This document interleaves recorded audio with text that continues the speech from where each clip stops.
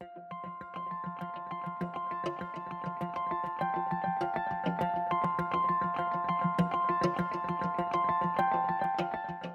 are listening to the Human Care Podcast, part of the Invisible, Not Broken podcast network. I'm your host, Eva Minkoff. This podcast features conversations with health entrepreneurs, care professionals, patient advocates, and industry changemakers. What do they all have in common? The mission to humanize healthcare. In every episode, we offer unique stories paired with education, actionable tips, tricks, and takeaways, all to help you better navigate healthcare and transform it into human care.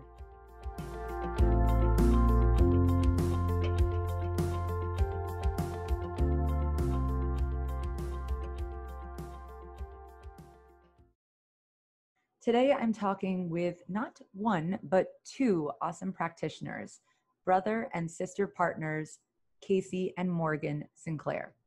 I've invited them to join me today in discussing their new book coming out, which supports the relationship we have with our care journey.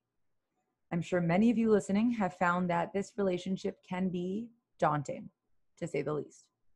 I know that when I was diagnosed with fibromyalgia, I didn't know what to do, who to talk to, where to start, what to buy, what to learn, what to test. The Dr. Sinclair duo created a book for exactly this, and it just so happens to be about my diagnosis, fibromyalgia.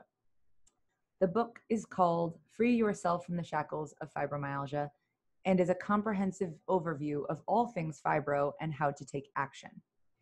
If you're looking to make a commitment to your health, which I recommend all of you do, whether you have fibro, similar conditions such as chronic fatigue syndrome, chronic pain, or even looking for preventative care, then this is an easily digestible encyclopedia you can refer to over and over again in conjunction with new research and community support. This book is also helpful for anyone who lives, works, or cares about a sufferer and wants to learn more about how they can help. I want to note that I don't normally bring guests on to discuss books, especially a more straightforward, let's say, how-to manual. But given the personal relationship and success I've had with my fibro journey and much of it being mirrored in this book, I feel that it would be irresponsible for me to not bring their words of wisdom to you, my community. Much like mine, their approach to care is holistic, involving all aspects of our well-being, addressing issues from the inside out. In other words, internally and externally. Without giving too much away, I'm happy to introduce the authors, chiropractic doctors, Morgan and Casey Sinclair. So I'm so happy to have you guys on today. I really consider this a special episode because, quite frankly, I don't normally talk about books on the podcast, but you guys really touch upon everything that I've really looked into in my healthcare journey with fibromyalgia. It really mirrors a lot of what I believe in, what I've worked on, and I feel like it's my duty as a podcast host, as someone in this community, to share that with other people. I would love to start off by talking about you guys as humans, as people who have experienced fibro both firsthand and as practitioners. So just to start off, we are a brother-sister duo. Yeah. And make that clear for everybody. And fortunately or unfortunately? Fortunately. Yeah, that's what I was thinking. I was thinking fortunately too. Yeah. So, I mean, I think we should just jump right into Casey's story because I think it holds a lot of value. I'm Dr. Morgan. Yeah. And I'm Dr. Casey. And yeah, so we work together on a daily basis, but obviously, as my brother, we do hang out together. We are friends as well. So we have a pretty great relationship, yes. And we co-authored a book together. And the reason why we did that was we found there was a massive need and gap. We have patients who come in to our office with chronic pain and they are of all ages and all walks of life. And a lot of them do come in with fibromyalgia. And we found that they needed a resource or a tool that we could actually put in their hands and take home, that was going to be easy for them to make some changes in their life and provide them with more support and guidance, because we felt like that was something that they were missing and desperately needing and wanting. Mhm. So that's why we decided to write our very first book. Good. And I'm glad that you found value in it. So that's exciting. We're releasing it July 31st. But preceding that, we are chiropractors. Mm-hmm. We've been practicing for 12 years, yeah. But we like to say 24 years combined. Mhm. And then on top of that, we're both certified functional medicine practitioners. And it's based on all the knowledge that we've gained as natural health care practitioners that we've written the book. But yeah, so. And one thing that, history on us, yeah, and one thing that I was trying to jump right into my brother's story, because I think that we hold a unique place in the healthcare field, in the sense that we've experienced chronic pain both ourselves. My brother has a very powerful story, and something that I find that we pride ourselves on is, and something that we absolutely enjoy and are most passionate about being in practice and working with people, is the relationships that we build with our patients. And at the end of the day, we will go to bat for them, hence writing a book. Yeah. So I think that it would be awesome if you'd share your story. Sure. Where do I start? Well, so I don't have fibromyalgia, but I believe with my chronic pain injury, which I still have to manage, and I'll have to manage for the rest of my life. And if I don't do a good job of it, I'll likely end up needing some form of surgery, or need some serious medications. So that's what's at stake for me, and I know that's what's at stake for a lot of people who do deal with fibromyalgia as well. So I can draw a lot of parallels. But what happened to me is I had a this is many years ago, but I had even right just as I was starting my practice, or in the first year, I had a rock climbing accident. I fell from a incredibly high height, and I ruptured the disc between my L5 S1.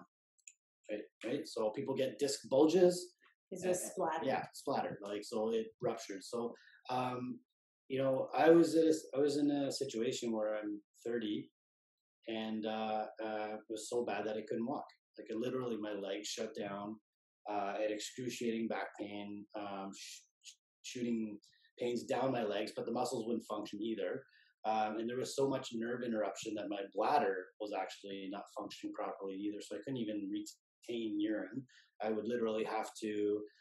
So I'm in a situation where I'm bedridden, and moved back with mom and dad. Well, I keep that quiet. But I was living in my parents' basement, right? I'm in my parents' basement because I can't do anything, right? So I can't walk yet.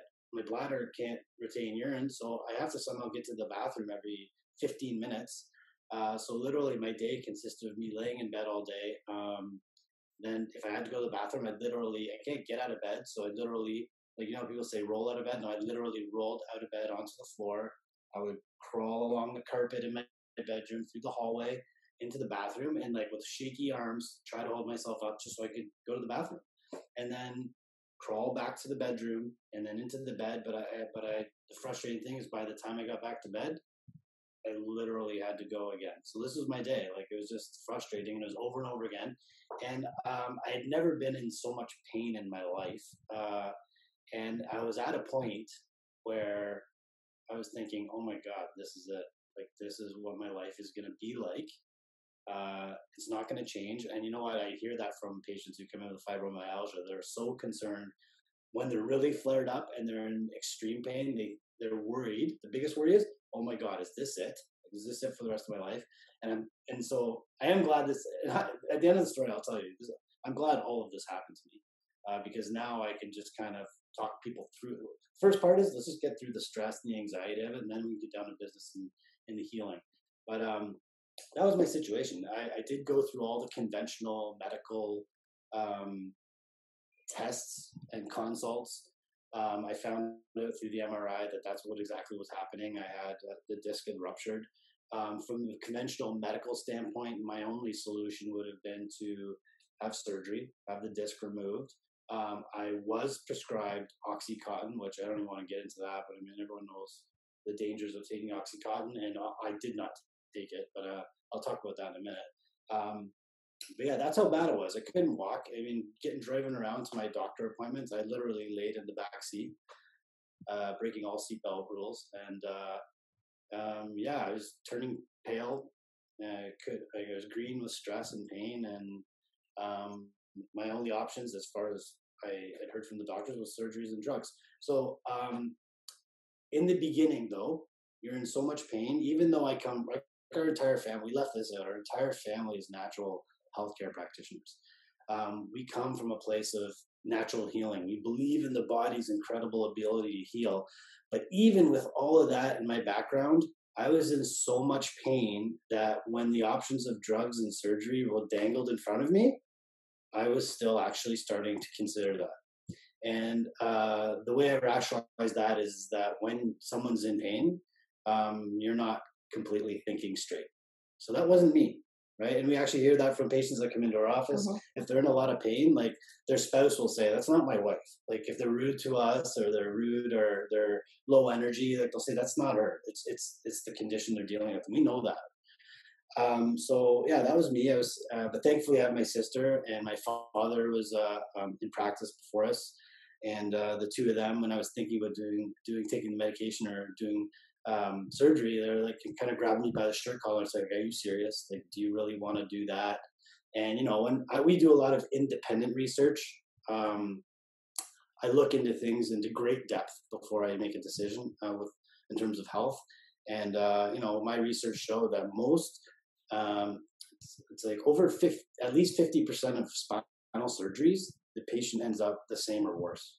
So that doesn't work for me. And most people that do have spinal surgeries, they don't know that. They're not aware of that. That's not going to be shared with them. They have to go do some independent learning to find out those statistics. Obviously, I knew I did, based on the amount of addiction with OxyContin, I wasn't going to take something like that. In the beginning, I thought about it, but I was like, at the end of the day, I didn't do it. But I eventually became mobile. With a lot of time and energy put into it. Yeah, so I'll get to that, but I mean, I pretty much devised my own rehab plan. I was under the care of my sister and my father. Some of our patients have to come in 3 times a week in the beginning if we're trying to correct something in terms of their spine and nervous system. I was getting in there 3 times a day, and that's basically just to barely get me moving around so I could do something and be productive on any level. But in the beginning, I was walking with a cane just because I couldn't put any weight on my legs. So that's how bad it was. But keep in mind, I'm at the age of 30. When you picture people walking around with canes, you usually typically think of people who are moving into their elderly years. And so in hindsight, I can't believe that's what the situation I was in. But yeah, eventually I would just start going into my clinic. I'd have my sister and my father who would take care of my patients for me. I also had someone else come in at a time to take care of some of my patients. But I just go in there eventually when I became somewhat mobile, and just went in there and sat there. And just basically sat in the waiting room, connected with people, sat in our hot seat chairs, maybe went by the table side and just sat there and socialized with my patients, checked in on their care, make sure you were doing a good job. Yeah, okay. And just staying connected with them because I still wanted to be involved in their healing, right? And I feel like that's an important connection we have with our patients. That's something you would do as well. Yeah, and there's one thing that when he came, I remember the first day he came into the office, I thought, like, this is a huge win. This is a massive step in the right direction. For someone else looking up from the outside, not knowing the situation, it was just like, what's he doing here? But for him, just to be able to get there, show up, smile, connect with people, that was a huge win. And it was all about moving in the right direction. Our father's always said, health is a spectrum. On one end, obviously, we have total life, death, and on the other end, total life and vitality. And all of us are sitting somewhere different on the spectrum. And where we sit isn't the most important component. Which direction we're moving in is what matters most. And he was dedicated in taking the time and energy to take this even super small steps in the right direction. If you want to scale it back, if you want to talk about super small steps, in the beginning when I was flat out on my back and I couldn't move, for me and with the rehab exercises that I was doing, me just if you can picture yourself laying on your back with your knees bent and your feet are flat on the ground, me just walking my feet out until my legs were straight and then walking them back up till my knees were bent again, that was an accomplishment in the beginning. And that was the first thing that happened where I was like, okay, that's something. Now let's go on to the next thing. And I know a lot of our patients, if they're dealing with fibromyalgia, there's days they can't get out of bed. Yeah. Right. And if they can actually just get out of bed, like they deserve a pat on the back for that. Like that's an accomplishment. Right. So these are the parallels. Right. So where did it go from there though? Okay, just to give you an idea though, eventually I did get back into practice. I did. And I wasn't 100%, and I was still faking it. And that's the other thing. I know a lot of people, I know a lot of my fibromyalgia patients have to fake it, right? Because nobody knows what you're dealing with. You can try to articulate it to them, to other people, even your family members, but they just don't get it. So I was doing the same thing. I was faking it, like I was okay for my patients. But really, to go in and do like 3 hours of seeing patients in an afternoon, I would have had to do 3 or 4 hours of rehab at home just to get ready to do that. So nobody would see all the work behind it, just to walk into the clinic. So that's where it went. But I'm happy to say I'm doing really well now. Since then, I've been, I play hockey, I surf, I've run half marathons, 30Ks, and done obstacle course races. I do stupid things you shouldn't do with a rubber disc. No, but I think that you do take good care of yourself. Yeah, totally. And I also understand how all the different areas of health can affect it. It's not just a simple mechanical problem. There's a lot of things that can cause a flare up. Like if I'm dealing with stress or anxiety, not good. It's going to set me back. Just like I know someone who has fibromyalgia, when they're stressed out, their symptoms start to flare up. If I fall off my nutrition and I'm eating, an inflammatory diet, that's not good. It's not going to help me, and my energy level will get lower, and pain symptoms start to go up. What else? Okay, so here's the deal: exercise, and this is. So a lot of people with fibromyalgia. That's why I wanted to talk to you actually, because you said you're doing these.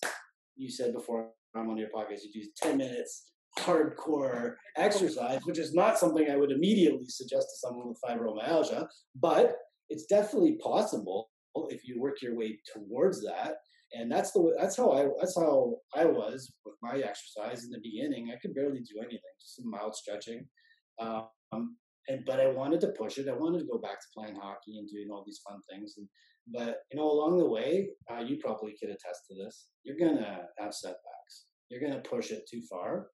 And for me, what worked for me is that every time I pushed it too far, in the beginning, I'd be super frustrated. And I would just be so disappointed. And here we are back to square one. We got to start all over again and then build up. But then it got to a point where I found that feeling bad for myself when I crossed the line and had a setback wasn't serving me. So my new attitude, and I'm not telling people to do this, this just worked for me. I'd be flat on my back in agonizing pain, but I got to the point where I just had to start laughing about it. Like, here we go again, and here we are, we're starting again. But you know what? Every time that happens, I've been there before. I've gotten out of it every single time. So now you're going to get out of it again. And you've learned hopefully you learned something about maybe you weren't taking care of yourself well enough to, or your capacity. Yeah, or you stretch your capacity too quickly. There's nothing wrong with stretching your capacity. You just got to not stretch it too quickly. And so these are the things I've learned, and these are the things I share with my patients. So in hindsight, and I'm not feeling sorry for myself, I'm doing great. Everyone's got struggles in life. That just happens to be one of mine. I could get into another one later, but another one later. I know. I think I'm going more off than my story, but I mean, there's a lot of people with fibromyalgia, if I could say one thing to them, and this isn't to make someone with fibromyalgia, to make light of their fibromyalgia, but it does, for me, it feels good to know that maybe not everyone's dealing with the chronic pain injury that I have, and maybe not everyone's dealing with fibromyalgia, but everyone's got something. Like everyone's got a challenge in life. So the only thing, I'm not saying that to diminish what you're going through, but you should feel some solace in the fact that you're not alone, right? That's the biggest thing. The scariest thing is that you have to go through this all by yourself and no one can empathize. And just know that that's not true. Everyone's got something. You just may not be aware of it, right? Actually, there's something I say all the time is everyone's got their stuff. Everyone. And that could be physical and or mental, but we all have our problems. It's actually one of the things I'm personally most proud of is that I don't get jealous of people because I know that no matter how perfect someone's life looks, they've got their stuff. And I've never been wrong so far. Anytime I've like investigated further. And look, it is all relative, right? But well, actually, speaking of which, so in your book, you touch upon what I love is you touch upon like every single area I think one should look into when it comes to dealing with fibromyalgia, illness, or even preventative health, and including mindset, because that gets pushed to the side so often, especially when we're in the throes of like that really intense pain and there's drugs dangling in our face, like you said.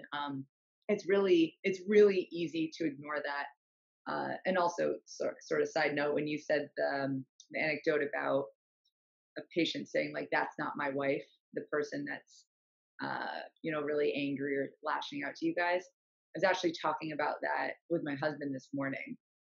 We do this relationship app where we get asked a question every morning, and the question today was, I love this app, by the way, but the question today was like, think about a time when you're a jerk to your partner, or you weren't being very nice. What is usually the trigger for that? And we both agreed that mine is my pain.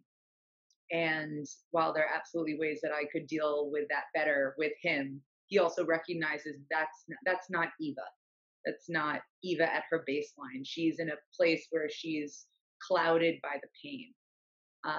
But then again, we also addressed it by saying that mindset has such a big impact even in those small moments. In fact, maybe the small moments more than anything, I think, are significant, where I could be like, okay, I'm being a jerk right now. It's not helping my body either by confirming, right, that I'm feeling this pain and everything's bad. And yeah, and I'm a very positive person. Being a jerk. Yeah, I'm being a jerk. It's like I'm yelling at him and I know I'm being mean, and it's just a terrible vicious cycle. And so something we've been practicing is identifying it really quickly.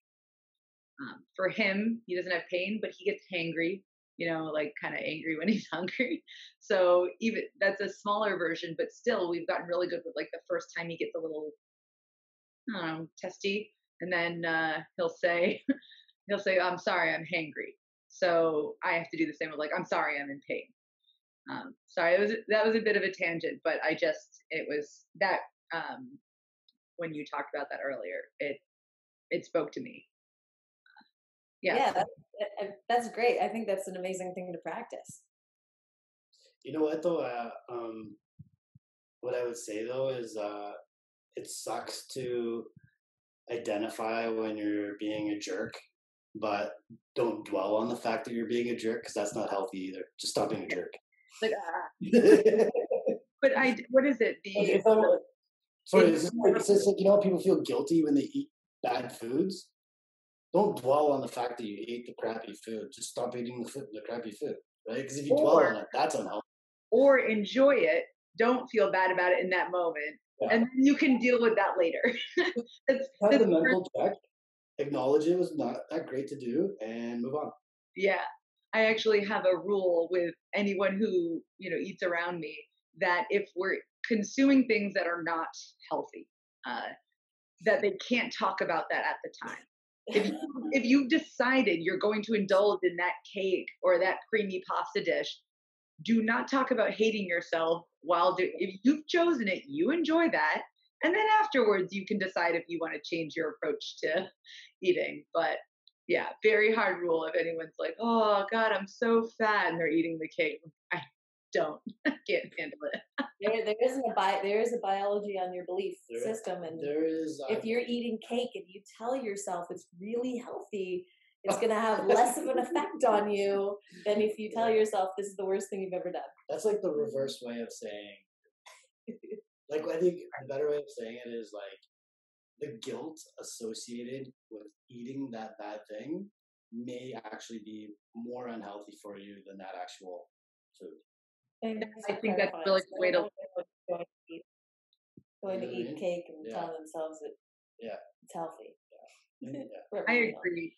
But yeah, mindset and the self-talk is a huge, huge player in this game of maintaining our health. And while it's not alone, you got to take care of yourself physically. I think in tandem is where the real magic happens.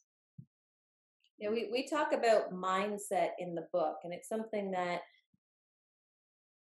I'm actually really grateful that it's been part of our family's conversation since we were so little, because our father has taken a strong interest in mindset and teaching us to have the power and control over our perception of experiences in life. For instance, I'll just use a quick example. When I was a teenager driving a car, I hit a raccoon. I came home distraught, so upset.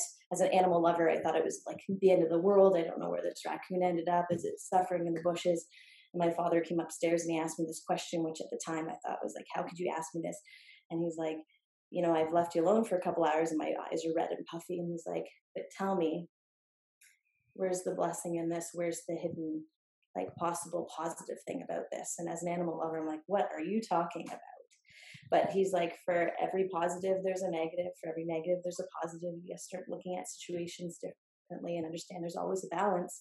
And one thing that is something, like, we talk about it in our practice all the time with our patients, is mindset. And we break it down in our book. I think there's the power of gratitude in itself is enormous, and something that, you know, I found myself in this past lockdown more grateful than ever before. And I think I just had more time to think, and I just wanted to make sure that my thoughts were going in that direction. But we talk about the power of gratitude there. In the book, we also talk about positive affirmations. So, you know, you just mentioned self-talk. So starting your day with these affirmations, and sometimes, like, my affirmation is something where if I find like I'm going off track, because I too can get hangry or a little bit irritated when I'm hungry, I'll just sometimes just go into a room and do my affirmation and try to, you know, reset myself so I can come back within an instant in a more positive manner. And then we also talk about acknowledging the achievements. I use the example of when my brother showed up to work just to sit in the waiting room. The small achievements mean a lot, and every step along the way should be celebrated. Sometimes we get lost in creating these massive goals in life, and then, like, when does that happen? So if we have this goal of, let's say, originally when you were on the floor, if you had this goal of running a half marathon, he wouldn't have been celebrating any step along the way for how long it took you, like a year and a half. But it was important to celebrate and acknowledge each achievement along the way to stay motivated, on track, and moving in that right direction that we talked about. I would say in terms of gratitude, as you can imagine, we get all walks of life who come into our clinic as patients. But I would say, in our experience and practice, it's our patients who are who tap into that power of gratitude. If they're the ones that are acknowledging all the good things in their life, and the ones who have a level of optimism about it, they're the ones who get better faster. So it's definitely a big component to healing. Possibly the most powerful component to healing. And I would say too that it's difficult for some people, and in certain stages or seasons of life, it is difficult. So We always recommend using your gratitude journal. If, for someone, it might take, like, if you write, let's say we recommend on average writing 3 things down in your gratitude journal before bed each night. So you're going to bed grateful. For someone who's new to it, they might take an hour and a half to figure out what those 3 things are. It might be really, or one thing, it might be very difficult. And then as you do it, the more you do it, the better you get at it. And you start to actually like peel back layers of, wait a minute, I am grateful for that. And it doesn't have to be huge. It's not like, oh, I'm grateful because I got a new car, I graduated from school, or it's got to be the small stuff that we appreciate in life. Like, I'm grateful that I could go out in my backyard and enjoy the sun today with my partner for 20 minutes. Or I'm grateful for, having the most ripe, amazing apple that I've had all week. So it's the small little things, like relishing your enjoyment and appreciation and gratitude for those small things in life is what really shapes your mindset. I think the importance of doing it in a journal, though, is you may have a day where it's one of those days where you just can't think of one thing to be grateful for. But what you can do is open up the journal, right, and look back at all the things you've had in the past to be grateful for. And sometimes that you just need that to stimulate some ideas and I get agree. things down that particular day. So that's a good reason to have. Yeah, that's very much an approach I've taken. I would like to say I wish I did it every day, but I have picked it up more so in the last year. And I do pick in particular small things. Like, I actually force myself to go for the small things. Like, it really just could be like, this is a really sunny day, or I'm really loving my armchair right now. Like, I'm so thankful that I have this super comfortable armchair that I get to sit in every morning. Or my coffee. I don't know. I like picking the small things because it reminds me that, wow, this list could be really long. There are a lot of things in my life that I'm grateful for. But also that's true with things around my health. So one thing I know we wanted to talk about is how things have been surprisingly worse for me lately. And I say that because it's summer and things are a bit better usually in the summer. But that doesn't mean that I can't think about things that are going well. And so I've been doing more physical therapy myself lately. And this morning I was thinking that I'm really thankful that I have some exercises that have been helping. And that actually some of them I enjoy doing. Like, I don't feel like I have to force myself, but they're kind of fun. So that, and then I woke up this morning without really bad neck pain for the first time in like a couple weeks. So that was great. Yeah. That is a good way to wake up. No neck pain? Awesome.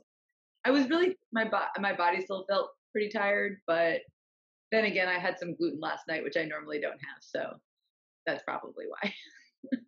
So, those are the mental, you checking in. Yeah. It's like, damn. But yeah, so, why don't we talk about that? You want to say about affirmations? Well, affirmations, like for some people, that might just be something that's so foreign for them. Yeah. So maybe we can just use a couple examples that are just because we were talking about mentally checking in with yourself. Affirmations are a good thing, and I don't know if you know much about the science of affirmations, Eva, or I've never thought about it that way, but I know a lot about the science of positive psychology. Yeah. So I assume it's a similar plane. Yeah, I mean, the whole point is really you can only control your environment so much, right? Especially right now. I mean, if you think about what's going on in the world right now, there's only so. I personally feel like I have much less control of my environment than I did before. But what you can control is your perception of the environment. And so you can choose to have either a negative perception or a positive perception of it. But the way, it's not just simple though. You can't change your perception of the environment like that. You literally have to retrain your subconscious. And the way you do that is through your self-talk, right? And And unfortunately, you can't just do it once. It's one of those things where if you want to retrain your subconscious, you literally have to say it to yourself, I think over the course of 30 days. And you got to say it like you mean it too, in order for that to become a reality. It's like going to the gym. You can't just show up once and hope that you're going to lose 10 pounds or You gain muscle. actually have to go back. The repetition is important. So for me, I find my affirmations are most powerful first thing in the morning, like just starting my day while my brain is just starting to get rolling. So I oftentimes find myself doing them in the shower or in front of the mirror. When I do need to do rechecks, I'm always standing. Like I'll go into a room and I'll really just envision it too. I close my eyes and I'll say what I'm saying. I say it out loud. I don't care what other people think if they happen to walk in on the room. And I say it like I believe it and I mean it. And my affirmation just happens to be a half page. It's pretty lengthy, but most people start with an affirmation that one or two lines, and it's got to be positive. It should not be so much something you don't want in your life, rather than, so for example, if you're smoking and you want to quit, say, I am quitting smoking and I'm good at this. Instead, you're saying something completely positive as if you've already quit smoking. So I am healthy, I can take deep breaths, and I'm, like something more positive. I'm not out of breath when I go up a flight of stairs. Yeah. Something where you're wanting to be rather than so much where you are. But in the book, we actually use examples of affirmations so that, and we actually have an online community too. So we're always available for people online because obviously our practice it's brick and mortar. So we want to make sure we're available to help people beyond the four walls of our office or our community. So we can always just check in online if someone needs help writing an affirmation or fine tuning it. Then we're here, Retta. And I don't have the science to reference right now, but you said you like to do your affirmations in the morning. Yeah. There is an actual scientific explanation for that. There's a period of time, I don't forget what it's called, but there's a period of time once you wake up where whatever you ingest in terms of information within that period of time, it will stay with you. So the prime example would be, and I'm sure a lot of people listening would be able to identify with this, is first thing in the morning, let's say you're listening to music in the bathroom while you're getting ready for your day, or maybe you're listening to a song in the car on the way to work.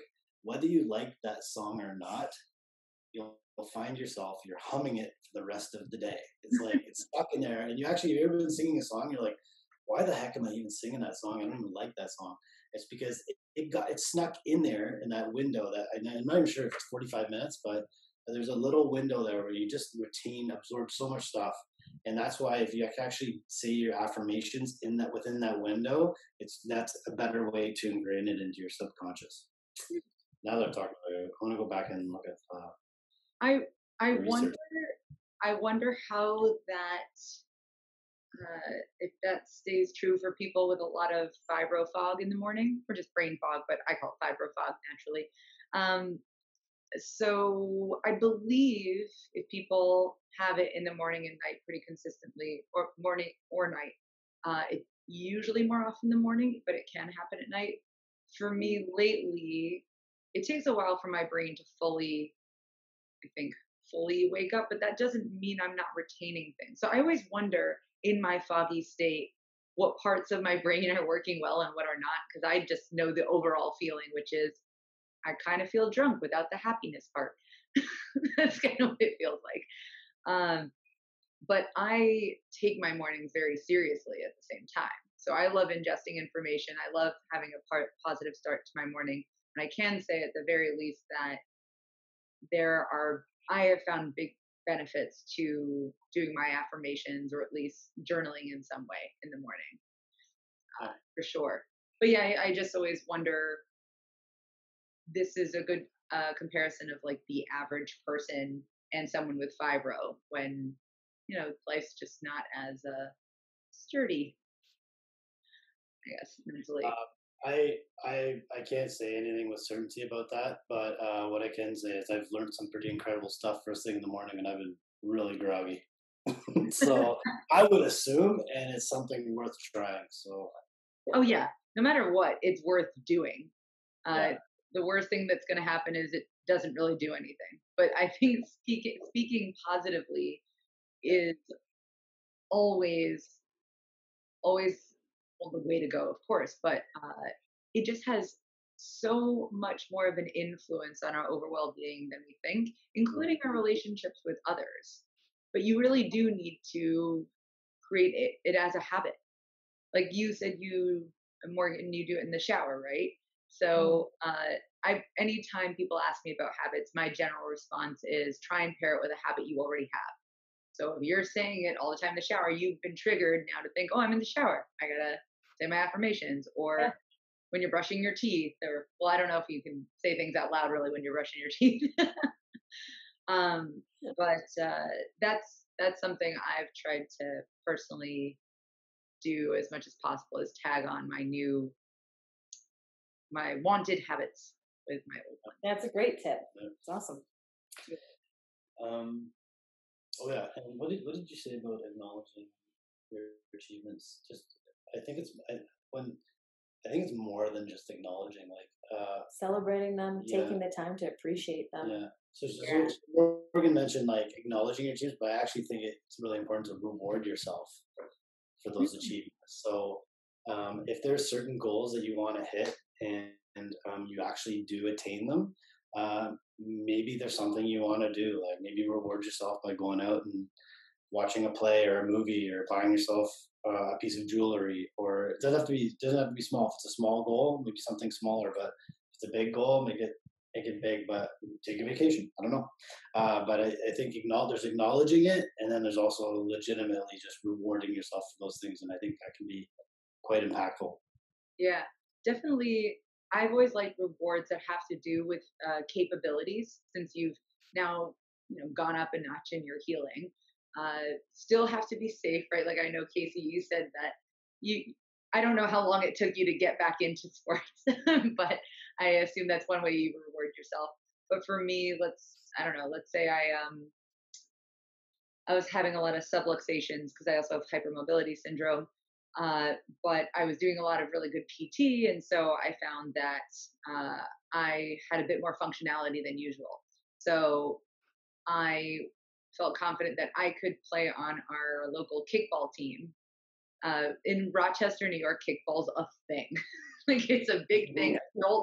Adult kickball teams, they also drink when they play. I don't, but and I tend not to like to play because you go from like 0 to 60 in your action so fast, and there's throwing and kicking, and I've had a number of incidents. But when things were going really well last summer for my joints for a while, I was like, you know what, I can participate in this game this time. And I saw that as a reward because I had worked my way up where I felt safe enough to do that, and I'm a bit of an adrenaline junkie, so playing sports, not really my thing, but it definitely got my heart pumping. I was all excited. Is kickball an official sport? Is that soccer? I don't even know what kickball. I think it's like soccer, baseball, right? I realized this happened the other day, actually. I said to my business partner, who's originally from Singapore, I told her that we do kickball, and she said, "What's kickball?" And I forgot that, at least in America, you guys are in Toronto and Canada, right? It's like baseball, but kicking, and it's a big rubber ball, like bigger than a volleyball, but it's still pretty dense. And I've seen this one guy I know who's very athletic, and he's thrown that ball across an entire field as if it was a baseball. I don't know how. He's not normal, but yeah, I actually will admit. So this is not a good story with kickball, but so we played it on Friday, and I mentioned that I've been having a lot of subluxations lately. It's not been good, and I decided to go in the outfield. So again, just think of it like baseball. It's really a similar setup. And I stood way in the back. I was like, I hope nobody kicks the ball over here because they need a girl out in the back. So I was like, fine, I'll be back. Of course, the first kick of that inning and the ball comes right to me. I don't catch it, but I picked it up and I threw it.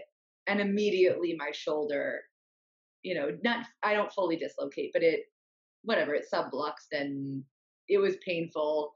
And I'm very thankful that my husband is on the team, because he immediately saw me. I just grabbed my shoulder and motioned to him. So I have a mask on, right? We're in the times of COVID, so I have a mask. No one can see my facial expression. And I just look at him and go, hey, shoulder, this has happened to me. And so I was able to sit down immediately. But we're talking about mindset here.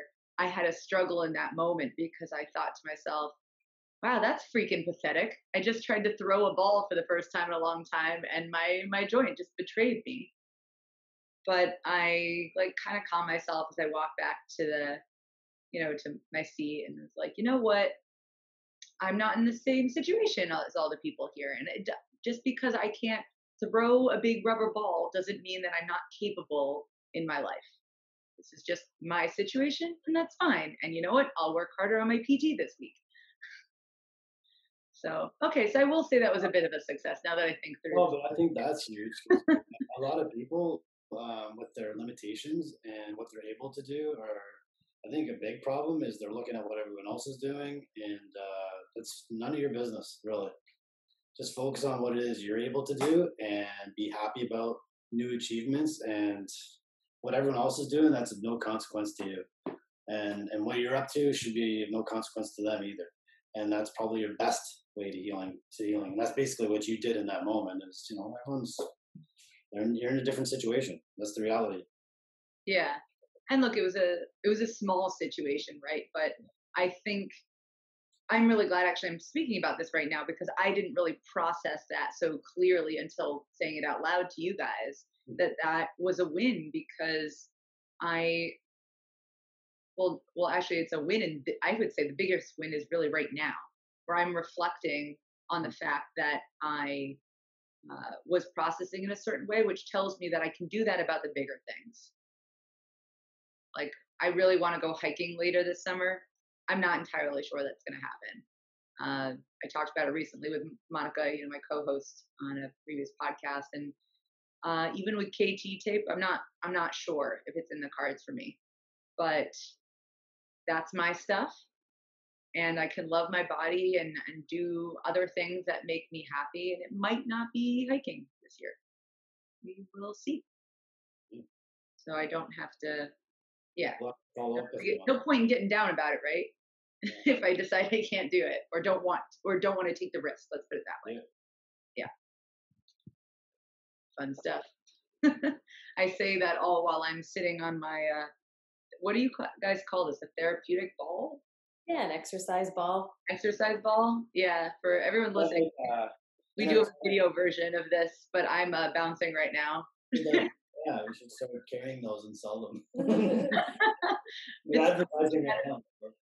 We actually have a version where it's like a disc. So it's an exercise disc, and many people at the gym will use them for different things, or even at physiotherapy for balance and coordination. But we use them for people to sit on, so that when they're sitting, their bodies are moving, their joints are mobile, because obviously movement is life for every part of our body. So stimulating the mechanoreceptors in the joints, and getting ready for their adjustment. And improves posture. Everyone feels good when they have better posture.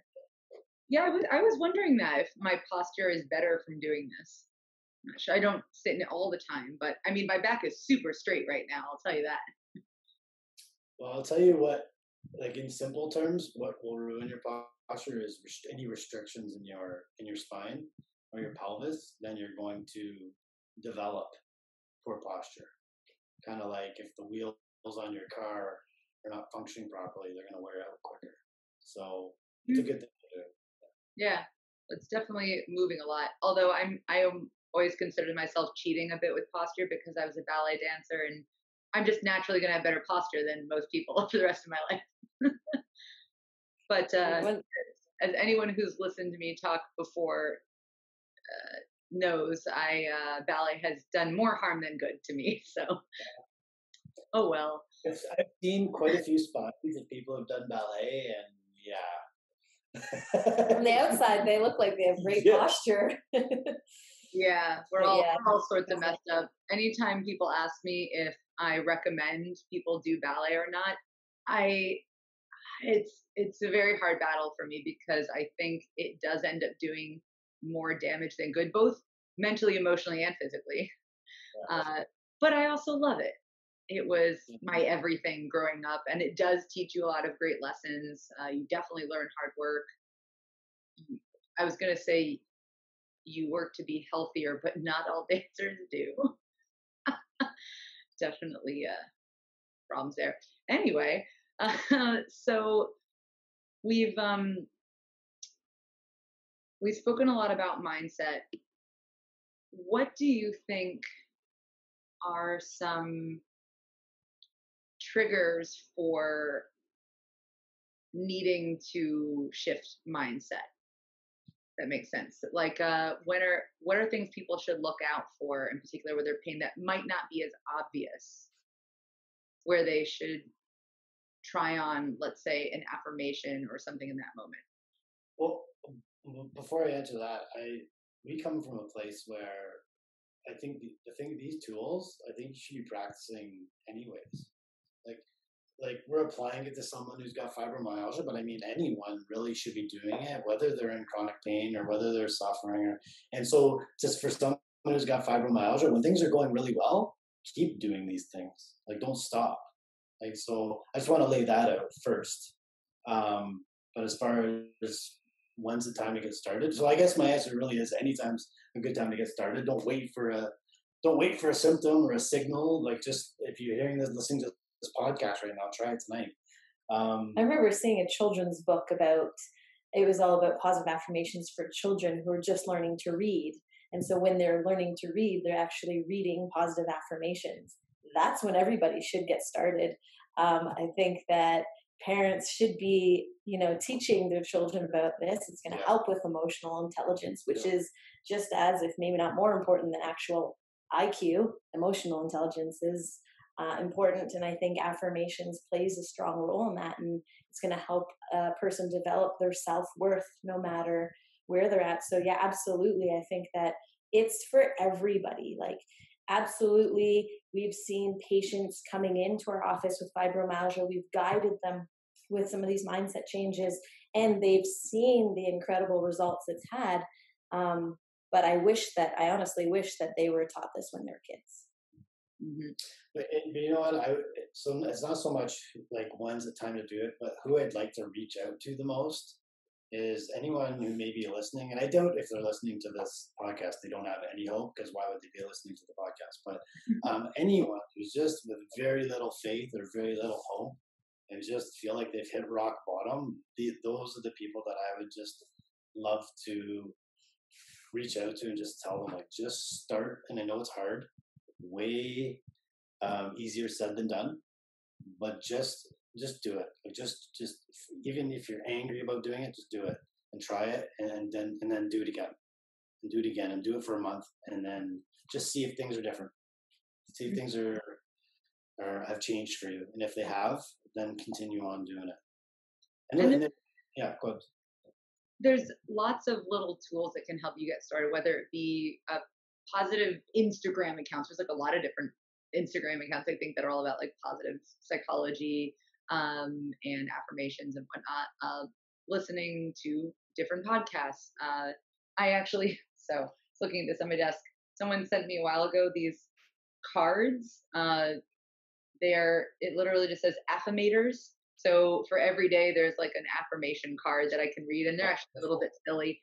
But there's all different ways to jumpstart that being a habit. Obviously, you can just say them out loud to yourself, but if you want some more accountability and for some inspiration, there's never any shame in that.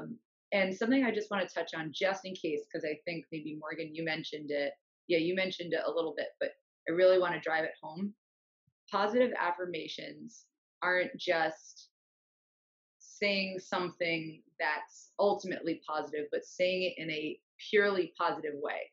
So, I mean, please correct me if I'm wrong or jump in, but if you have the negative word in, or the negative associated word within that affirmation, it really doesn't do very well. So like you said, I will quit smoking, or something about I quit smoking. the fact that you said smoking in there isn't helpful. It's like, being healthy, like I am healthy is the positive affirmation.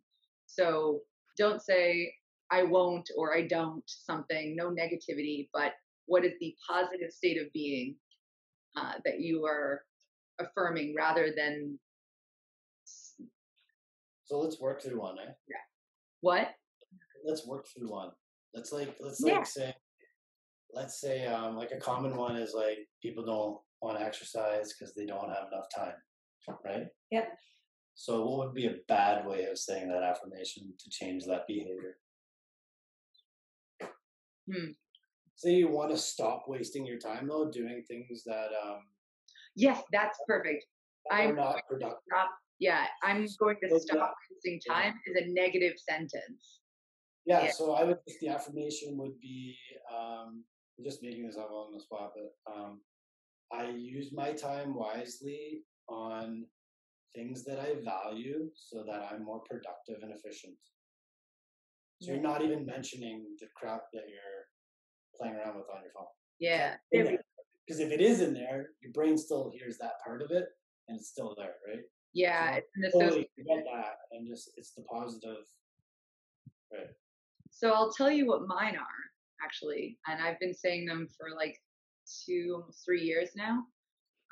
It's I am good, I am strong, I am unstoppable, and they're very high level ways of me acknowledging lightly that there are things negative that I could say were like maybe I don't feel like a good person because I did X, Y, Z. I don't know. I feel weak, right? There's something that's making me feel weak, or I'm like around business. I usually associate unstoppable with work related stuff, and so sometimes I think, oh, I'm a little lazy, or I don't have the motivation to move forward and work hard. But I don't say I'm going to work hard. I don't say I'm going to get stronger. I just say, or I'm not going to do these things that are immoral. I just say I am good, I am strong, I am unstoppable, and that's what I focus on. I've loved those Statement of affirmations. fact. They're great. Yeah, those are ones you could just. That one's a real short one, so you could just say that anywhere you are. You just mutter that to yourself while you're walking down the street. Exactly. There's elaborate ones too. Like there's like long ones. But we're Yeah. not saying that, right? Like Morgan said. We at home in the shower to say that one.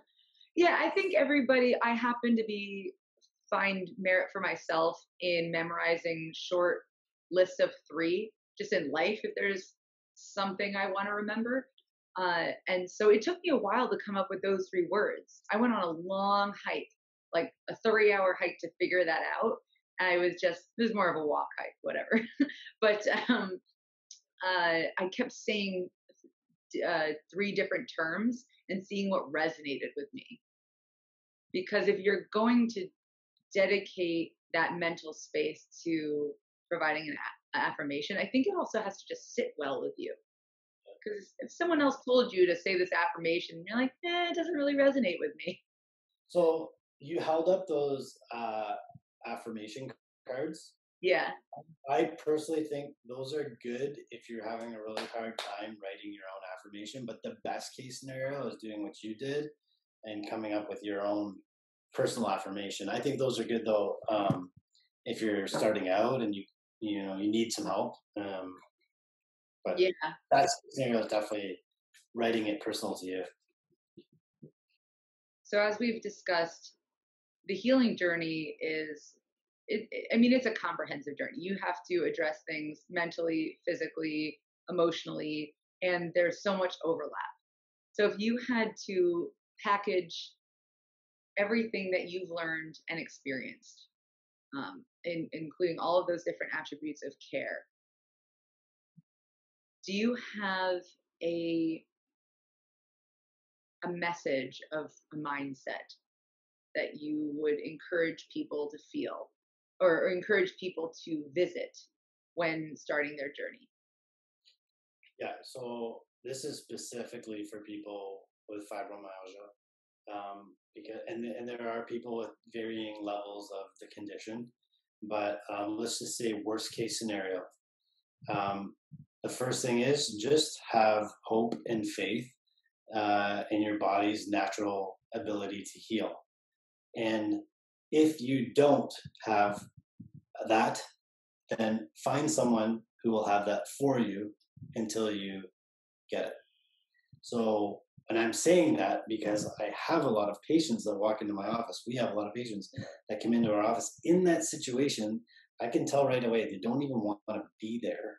Someone forced them in there, and I'll flat out ask them, like, do you have any hope or whatsoever, or faith? And they'll say no, not at all. And so I said, okay, in the meantime, we'll have that for you, okay, until we get you to the point where you can now take it on. And then once you get there, that should be enough to show you that there's definitely, you're moving in the right direction, and things can get really well for you. So in the beginning, have that hope and faith, but if not, find someone who will have it for you. Thank you. That's it. Yeah, that's really great. And actually, I'd like to commend you for something you mentioned at the beginning of the recording, the fact that when you were healing, you still made the effort to be with your patients, even if just in the waiting room. I commend you because clearly you know that was important.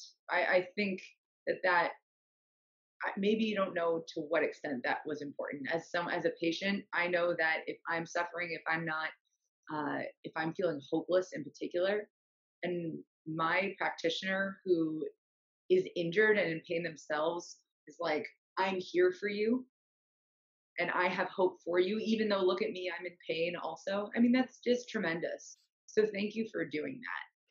It's a small act that I imagine had much more of an impact than you can believe on your patients' relationship. I assure you, as much of an impact it was on my patients, it was just as much for me too. Aww. Yeah, trust me, it was probably a two-way street for that. Yeah. Well, as I always like to say, relationships are a two-way street. Yeah. Yeah, that is. That's definitely true in all relationships. I actually think that's true in relationship with your body. You can say it's a two-way street too. Well, thank you guys so much. This was a really brilliant dive into the mindset around fibromyalgia, chronic pain, and what I love is that it was focused on positivity and how to take a very often deeply negative experience and give light to the possibilities around it. So, and obviously, thank you for writing your book too, which goes much more in depth into all the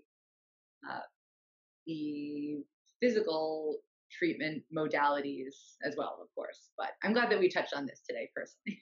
Thank you for hosting. Yeah, thanks for having us. Thanks, guys.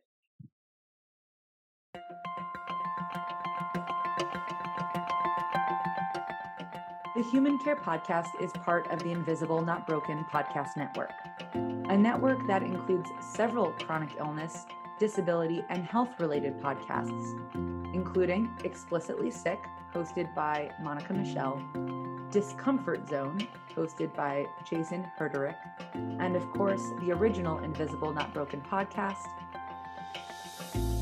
We absolutely love feedback. Love feedback. And connecting with you one-on-one or within our Invisible Not Broken podcast community. So please reach out to us anytime. We're open to topics, critique, you name it. This is a podcast created by us for you. You can find information about all of our network podcasts, community, and how to contact us all on invisiblenotbroken.com. You can also find us on social media platforms through the handle Invisible Not Broken and humancare_podcast. That's it, everyone. Thanks for listening and being a part of our mission to transform healthcare into human care.